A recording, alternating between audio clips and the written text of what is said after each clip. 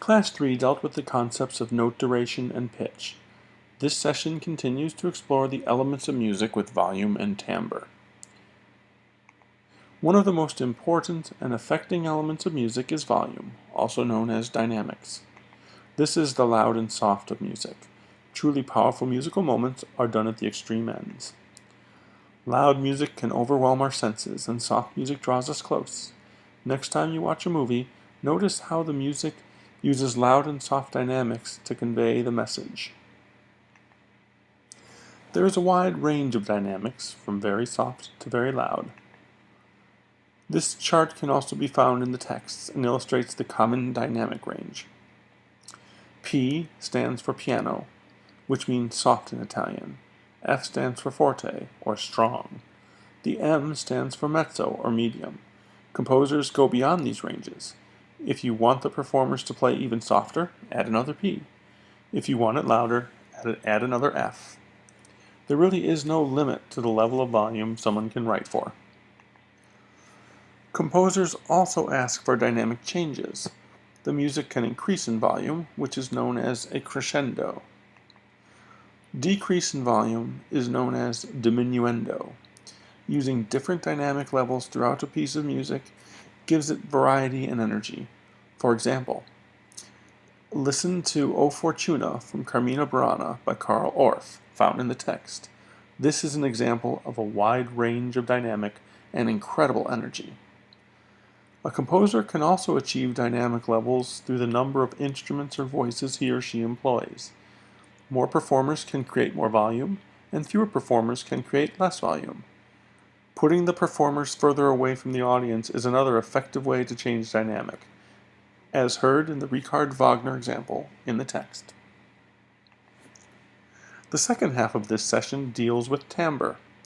Timbre is the distinct sound a voice or instrument makes.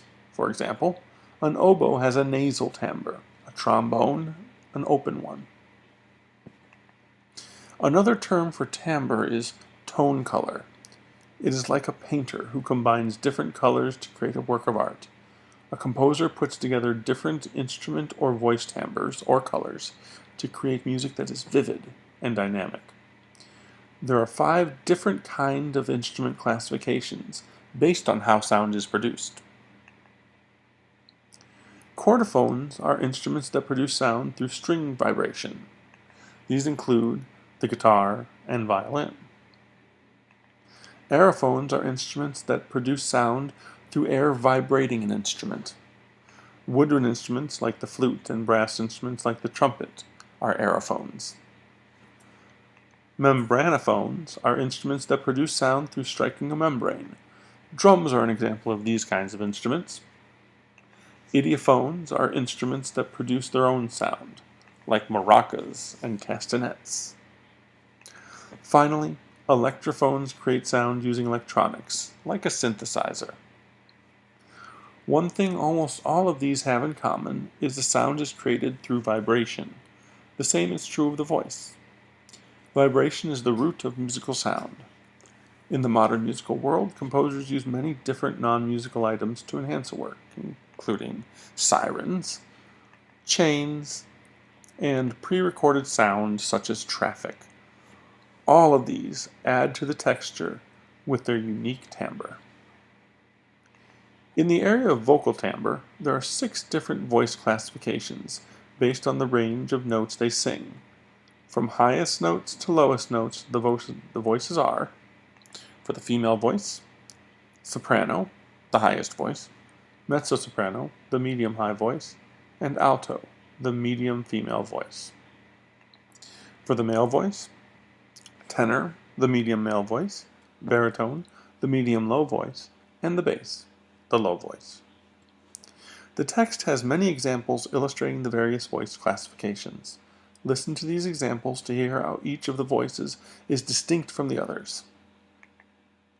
You can combine voices to create a number of different ensembles. A large group of voices can create a choir or chorus. A choir can be mixed with both female and male voices, or it can consist of all males or all females. Additionally, voices can be accompanied by instruments, such as an orchestra or piano, or they can sing unaccompanied, also known as a cappella. Choirs can be small, in the case of a Renaissance madrigal, or large, like an opera chorus. Example of all of these kinds of vocal ensembles can be found in the text. Listen for different timbres in the music you hear every day, whether it be classical, pop, or some other type of music. The different timbres and sounds used can be remarkably complex, and identifying the different sounds can create a new and more enjoyable experience.